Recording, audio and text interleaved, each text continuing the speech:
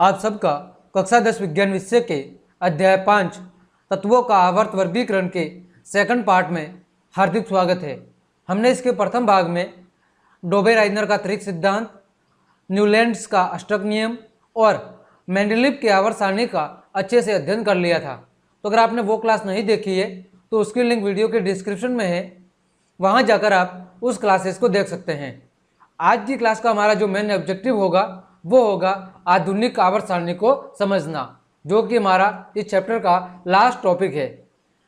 तो सबसे पहले हम आधुनिक आवर्त सारणी के बारे में कुछ सामान्य जानकारी प्राप्त करते हैं और इसके बाद इसकी सभी विशेषताओं को बारी बारी से अध्ययन करेंगे।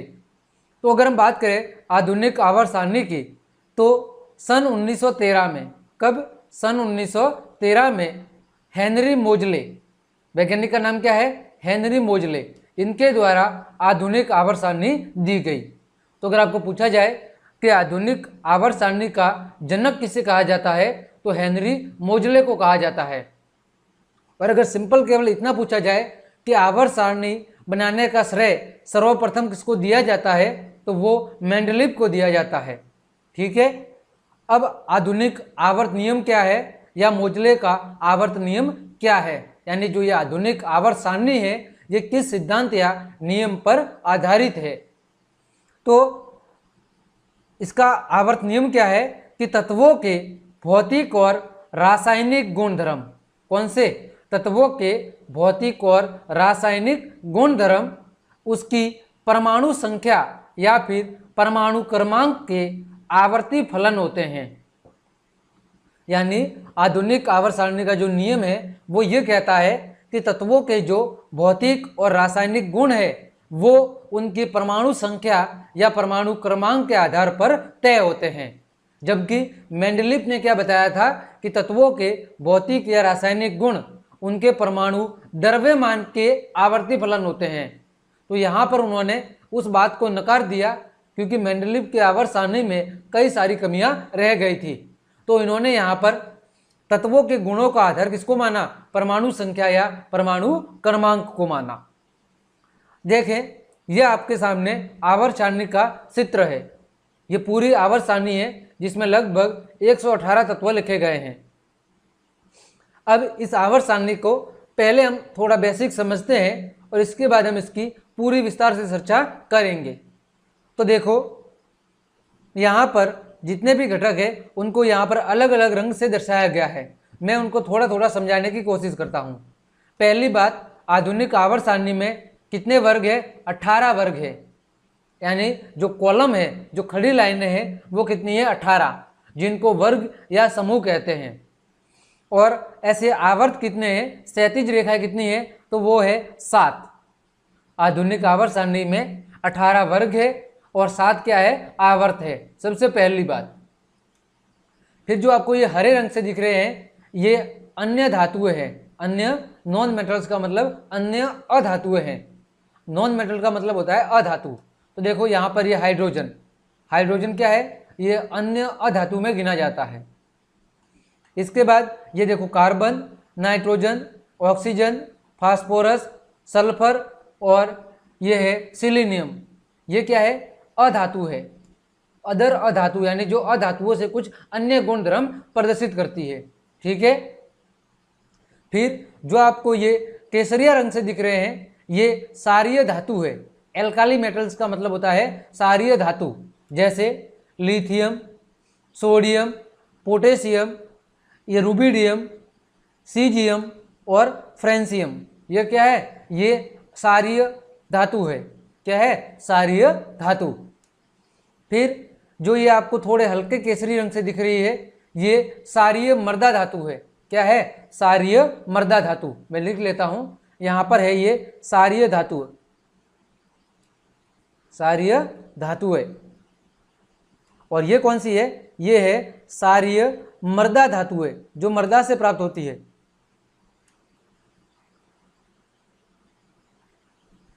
जिसमें देखो beryllium, magnesium, calcium, strontium, barium और रेडियम, ये कौन सी है? ये सारीय मर्दा धातु है। फिर जब आपको जो इस रंग से दिख रही है, ऐसे रंग से वो है नोबल गैस। नोबल गैस का मतलब उत्कृष्ट गैस या अक्रिय गैस।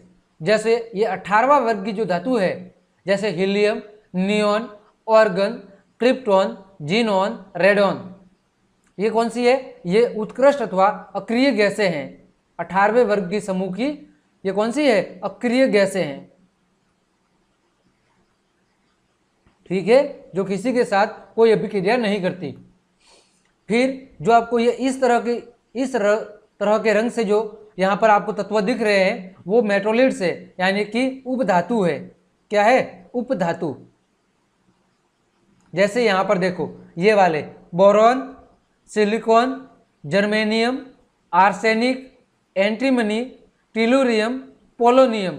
ठीक है, ये क्या है? ये उपधातु है जो धातु और अधातु के बीच के गुण प्रदर्शित करती है। उन्हें क्या कहते हैं? उन्हें उपधातु कहते हैं। फिर जो आपको इस रंग से दिख रहे हैं वो हेलोजन है। हेलोजन का मतलब जो ये 17वें वर्ग के तत्व है, ये 17वें वर्ग के तत्व ये वाले, ये कहलाते हैं हेलोजन। जैसे ये हो गया फ्लोरीन, क्लोरीन, ब्रोमीन, आयोडीन। ठीक है, ये जितने भी तत्व है ये क्या है? हेलोजन समूह के सदस्य है। फिर आपको जो इस रंग से दिख रहे हैं वो है ट्रांजिशन मेटल्स, यानी कि संक्रमण तत्व। क्या कहते हैं इनको? संक्रमण तत्व।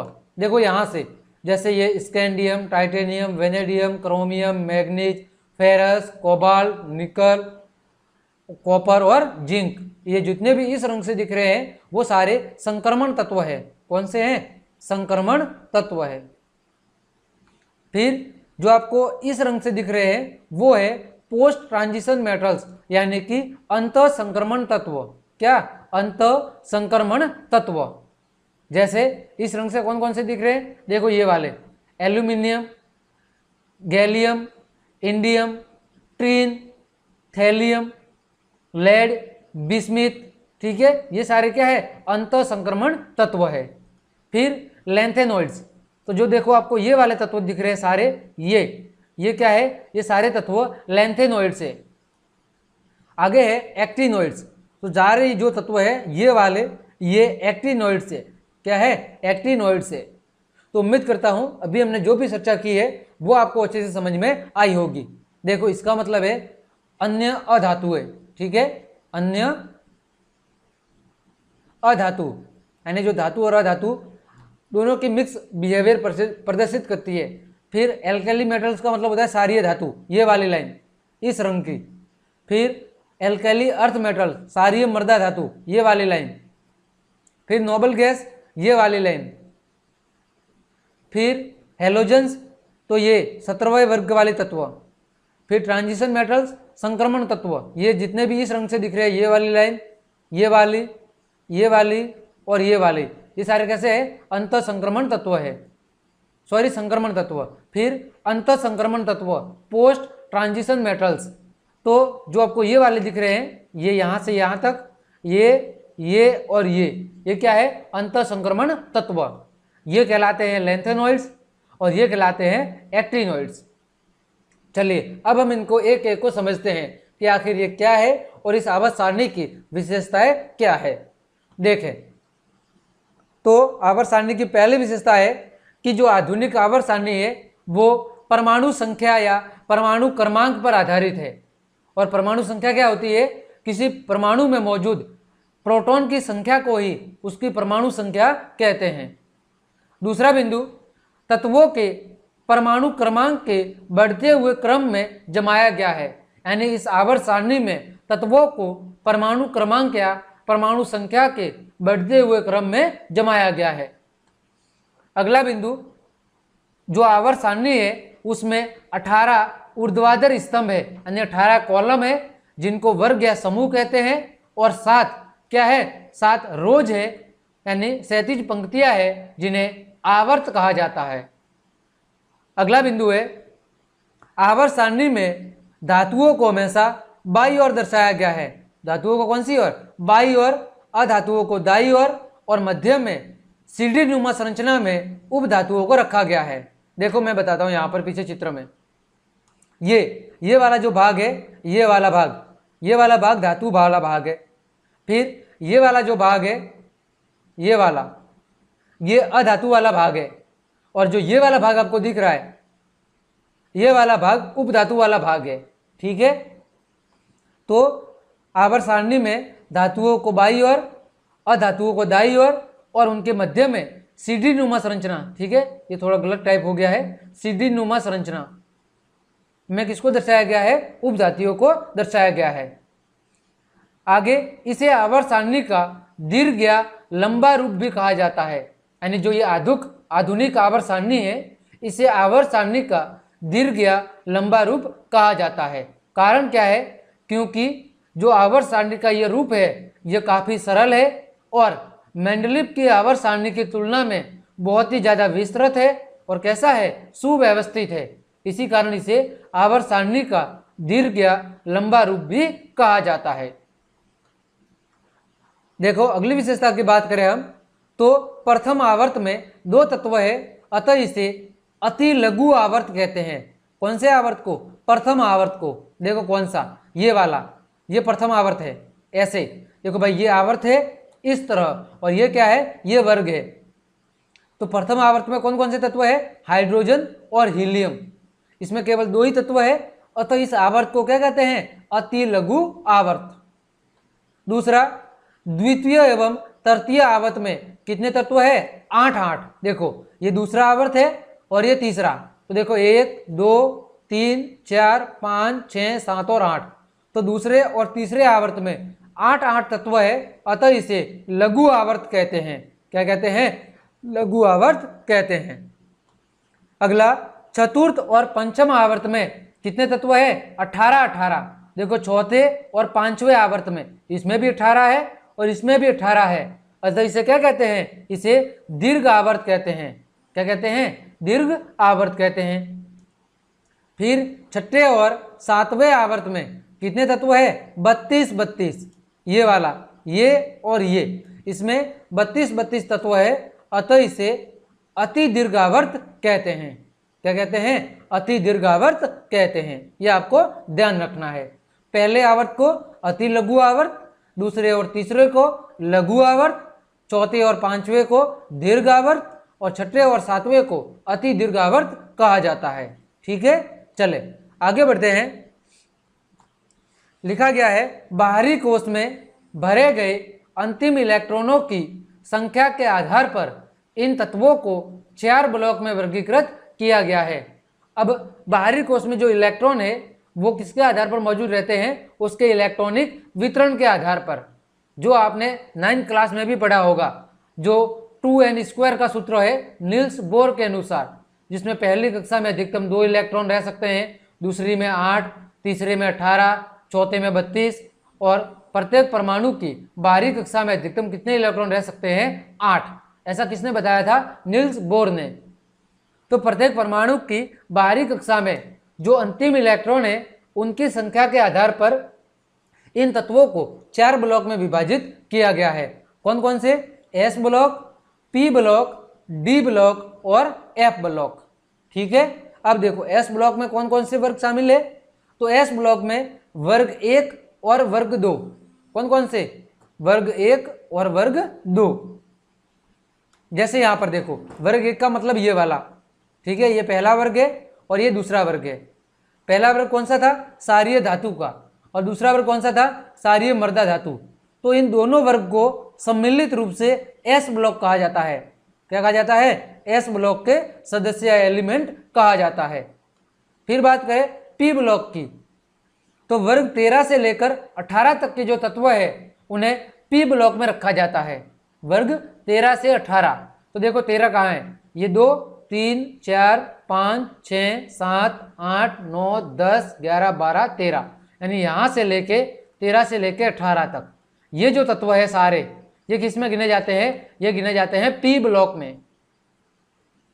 और इनको कहा क्या जाता है? तो निरूपक या मुख्य तत्व कहा जाता है। फिर बात करें D ब्लॉक की, तो वर्ग 3 से लेकर 12 तक के जो तत्व है, तो ये 3 है, 3 से लेके 12, ये जो सारे तत्व है इस वर्ग के, जिसमें ये वर्ग, ये वर्ग, ये जो वर्ग है, ये सारे तत्व डी ब्लॉक में रखे जाते हैं। ठीक है, फिर बात करें एफ ब्लॉक की, तो नीचे की जो दो क्षैतिज पंक्तियां है ये वाली, एक लेंथेनाइड श्रेणी और एक एक्टिनाइड श्रेणी, इन दोनों श्रेणियों को एफ ब्लॉक में रखा जाता है और इन्हें क्या कहा जाता है, अंतर संक्रमण तत्व कहा जाता है। फिर वही लिखा हुआ है कि जो ये पहली लाइन आपको दिख रही है, पहली रो, इसको कहते हैं लेंथेनाइड। क्या कहते हैं, लेंथेनाइड। और जो दूसरी लाइन है इसको कहते हैं एक्टिनाइड। क्या कहते हैं, एक्टिनाइड। तो ये आपको थोड़ा ध्यान रखना है। देखो मैं फिर से एक बार रिवाइज करा लेता हूं जल्दी जल्दी, ताकि आपको ये अच्छे से याद हो जाए। देखो एस ब्लॉक किसको कह रहे हैं, पहले और दूसरे को, ये पहला और ये दूसरा, इन दोनों वर्ग को कहते हैं एस ब्लॉक, ये वाला। ठीक है, फिर पी ब्लॉक 13 से लेके 18, ये 13 है यहाँ पर और लेके 18, ये जो वर्ग है ये 13, 14, 15, 16, 17 और 18, इन वर्ग को क्या कह रहे हैं, पी ब्लॉक। ठीक है, फिर डी ब्लॉक किसको कह रहे हैं, ये 3 है, 3 से लेकर 12 तक। ठीक है, ये 3, 4, 5, 6, 7, 8, 9, 10, 11 और 12, इसके जितने भी तत्व है उनको बोल रहे हैं डी ब्लॉक के तत्व या फिर संक्रमण तत्व। और जो लास्ट की दो लाइन आपको दिख रही है, ये और ये, इनको बोलते हैं एफ ब्लॉक के तत्व, जिसमें पहली लाइन के तत्व को कहते हैं लेंथेनाइड और जो दूसरी लाइन है इसके तत्वों को कहते हैं एक्टिनाइड। ठीक है, चले आगे बढ़ते हैं। प्रायूरेनियम तत्व, तो जो आवर्त सारणी में यूरेनियम के बाद वाले तत्व है, अब यूरेनियम कितने नंबर पे है, 92 पे। तो देखो 92 यहाँ पर नहीं दिखा हुआ है, लेकिन क्योंकि ये आधी अधूरी सारणी है, यहाँ पर देख लो मैं बता देता हूँ 92 ये रहा। तो इसके बाद वाले जितने भी तत्व है उन तत्वों को प्रायूरेनियम तत्व कहा जाता है। फिर है हेलोजन, तो जो 17वां वर्ग है ये वाला, इसको कहा जाता है हेलोजन वर्ग। ठीक है, 17वें वर्ग को क्या कहा जाता है, हेलोजन वर्ग। फिर अक्रिय गैस, तो ये 18वां जो वर्ग आपको दिख रहा है इसको कहते हैं अक्रिय गैस या शून्य वर्ग। फिर कार्बन परिवार, तो जो 14वां वर्ग है ये वाला, इसको कहते हैं कार्बन परिवार। ठीक है, इस वाले को। फिर नाइट्रोजन परिवार, तो जो ये 15वां वर्ग है इसको कहते हैं नाइट्रोजन परिवार, ये वाला। ठीक है, तो ये भी आपको थोड़ा ध्यान रखना है। अब हम आगे बात कर रहे हैं आधुनिक आवर्त सारणी की उपलब्धियां कि आखिर इस आधुनिक आवर्त सारणी की उपलब्धियां क्या क्या है। तो देखें, सबसे पहली उपलब्धि क्या थी कि आधुनिक आवर्त सारणी में जो परमाणु भार से संबंधित जितने भी दोष थे वो दोष क्या हो गए, वो सारे दोष दूर हो गए। किससे संबंधित, परमाणु भार से संबंधित, क्योंकि मेंडलीव की आवर्त सारणी परमाणु भार पर आधारित थी। तो मेंडलीव की आवर्त सारणी में जितने भी कमियां थी वो सारी कमियां इस आधुनिक आवर्त सारणी में दूर हो गई। ठीक है, उसके लाभ क्या थे, देखो सबसे पहला जो उपलब्धि थी वो थी समस्थानिकों की स्थिति स्पष्ट कर दी गई।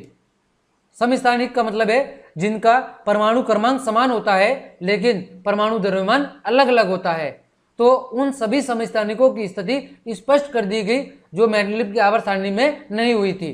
ठीक है, दूसरा कोबाल्ट जिसकी परमाणु संख्या 27 है, वह निकल परमाणु संख्या 28 से पहले आएगा, जो कि मेंडलीव की आवर्त सारणी में एक दोष था।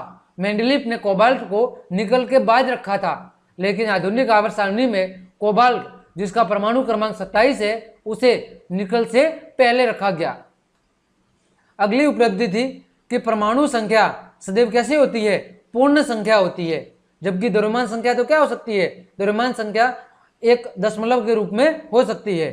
इस कारण से परमाणु संख्या सदैव पूर्ण संख्या होती है। अतः हाइड्रोजन जिसका परमाणु क्रमांक 1 है और हीलियम जिसका परमाणु क्रमांक 2 है, अतः इन दोनों के बीच में कोई भी तत्व नहीं आएगा, यानी काफी हद तक इन दोनों की स्थिति भी स्पष्ट कर दी गई। ठीक है, जो कि मेंडलीव की आवर्त सारणी में नहीं थी। आगे बात करें तो तत्वों को परमाणु क्रमांक के बढ़ते हुए क्रम में व्यवस्थित किया गया, जबकि मेंडलीव ने परमाणु द्रव्यमान के बढ़ते हुए क्रम में व्यवस्थित किया था। तो यहाँ पर परमाणु क्रमांक के बढ़ते हुए क्रम में व्यवस्थित किया गया, जो काफी उचित था। और क्योंकि परमाणु में जो प्रोटॉन और इलेक्ट्रॉनों की संख्या होती है वो सदैव परमाणु क्रमांक के बराबर ही होती है, अतः यह जो वर्गीकरण था ये काफी महत्वपूर्ण और सुविधाजनक रहा। अगली उपलब्धि थी कि प्रत्येक वर्ग में केवल एक वर्ग ही होता है, यानी आधुनिक आवर्त सारणी में प्रत्येक वर्ग में केवल एक ही वर्ग है, उसे उप वर्गों में बांटा नहीं गया। ठीक है, जबकि मेंडलीफ ने प्रत्येक वर्ग और आवर्त को भी उप वर्ग और उप आवर्त में बांटा था, जिसे समझना काफी मुश्किल था। तो उस कमी को आधुनिक आवर्त सारणी में दूर किया गया। अगला, आधुनिक आवर्त सारणी में धातु, अधातु और उपधातुओं को भी स्पष्ट रूप से अलग अलग किया गया। धातुओं को बाईं तरफ, अधातुओं को दाईं तरफ और उपधातुओं को मध्य में एक सीढ़ी नुमा संरचना में बताया गया।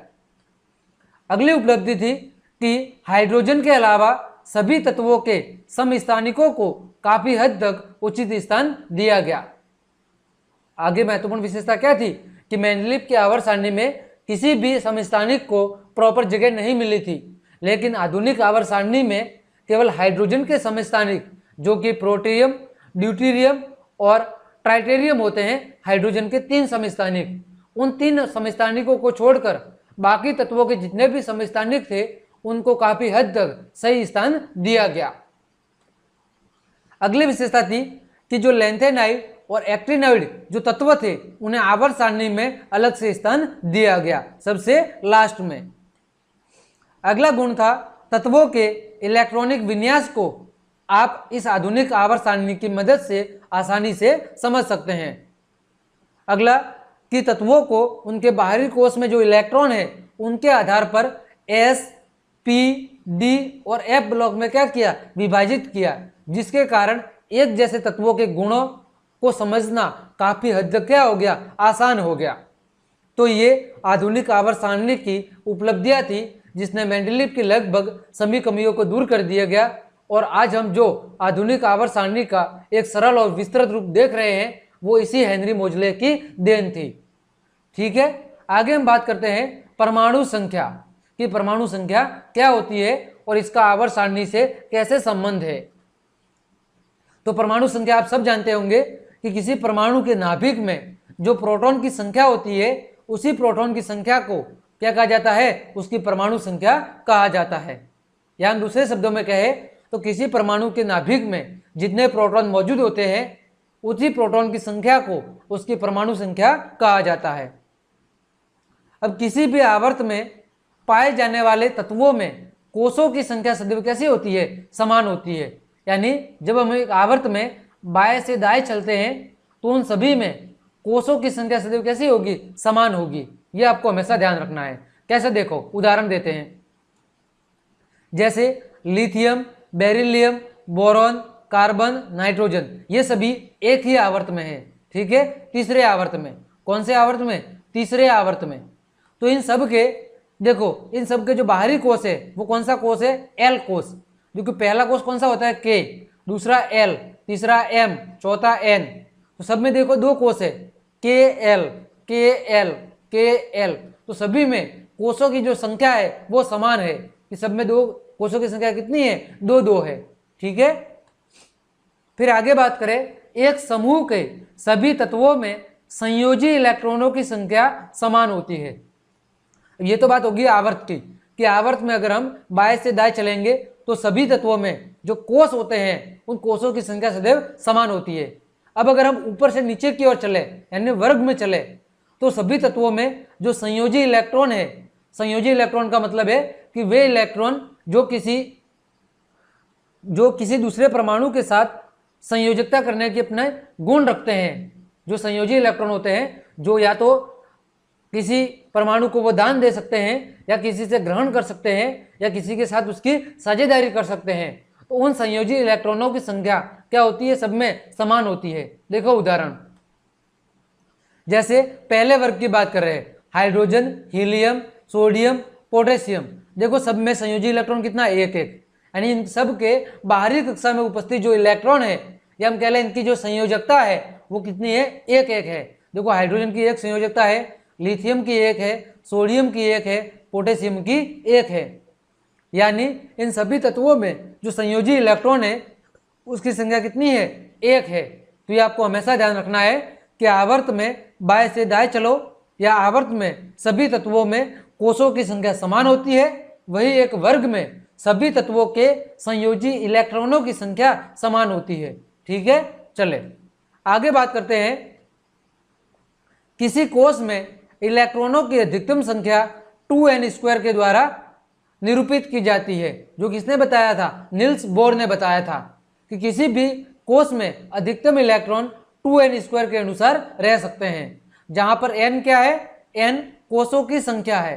क्या है? कोषों की संख्या। यानी पहला कोष होगा तो n बराबर 1, दूसरा कोष होगा तो n बराबर 2। देखे समझते हैं। जैसे पहला कोष है k कोष, यानी n बराबर 1, तो यहां पर पहले कोष में अधिकतम कितने इलेक्ट्रॉन होंगे? 2 गुणा 1 का स्क्वायर यानी कि 2। दूसरे कोष में अधिकतम कितने इलेक्ट्रॉन होंगे? 2 गुणा n का मान कितना रखना है? 2, तो 2 का स्क्वायर यानी कि 8। अगर कोष 3 है तो 2 गुणा n की जगह 3 का स्क्वायर यानी कि 18। यदि कोष 4 है तो 2 गुणा 4 का स्क्वायर यानी कि 32। तो इस तरह किसी भी कोष में अधिकतम इलेक्ट्रॉनों की संख्या 2n² के द्वारा निरूपित की जाती है। ठीक है। आवर्त सारणी में तत्वों की स्थिति उनकी रासायनिक क्रियाशीलता को बताती है। यानी आवर्त सारणी में जो उन्हें स्थान दिया गया है, उस स्थान के आधार पर वो अपने सारे रासायनिक गुणधर्मों को प्रदर्शित करते हैं कि कौन सा तत्व किस नंबर पर रखा गया है, वो किन विशेषताओं के कारण वहां रखा गया है। उन सभी विशेषताओं को उनकी परमाणु क्रमांक क्या करता है? प्रदर्शित करता है। ठीक है, चले आगे बढ़ते हैं कि संयोजकता इलेक्ट्रॉनों द्वारा तत्वों द्वारा निर्मित आबंध का प्रारूप तथा संख्या निर्धारित होती है। यानी जो संयोजकता इलेक्ट्रॉन होते हैं जो किसी परमाणु के बाहरी कोष में उपस्थित होते हैं, उन संयोजकता इलेक्ट्रॉनों के द्वारा किसी तत्व के द्वारा कितने आबंधों का निर्माण किया जाएगा और वो कितने इलेक्ट्रॉनों की साझेदारी कर सकता है, इसका निर्धारण उसके संयोजी इलेक्ट्रॉनों के द्वारा होता है। जैसे उदाहरण की बात करूं, कार्बन के बाहरी कोष में 4 इलेक्ट्रॉन मौजूद होते हैं। इसका मतलब कार्बन 4 अन्य परमाणुओं के साथ संयोजकता कर सकता है, या तो वो 4 परमाणुओं के साथ सिंगल आबंध बना सकता है, या द्वि आबंध बना के जुड़ सकता है, या त्रि आबंध बना के जुड़ सकता है। तो ऐसा हमें किससे पता चल रहा है? इसके संयोजी इलेक्ट्रॉनों से। ठीक है, तो संयोजी इलेक्ट्रॉनों द्वारा हम उस तत्व के द्वारा कितने आबंध बनाए जा सकते हैं और उनकी संख्या कितनी हो सकती है, इसका निर्धारण कर सकते हैं। तो आज की इस क्लास को हम यहीं पे विराम देते हैं। अगली क्लास में हम इससे संबंधित जो भी टॉपिक शेष बच रहे हैं, जिसमें संयोजकता, धात्विक गुण, अधात्विक गुण, उपधातु, उन टॉपिक की अच्छे से चर्चा करेंगे। तो आज के लिए इतना ही। धन्यवाद।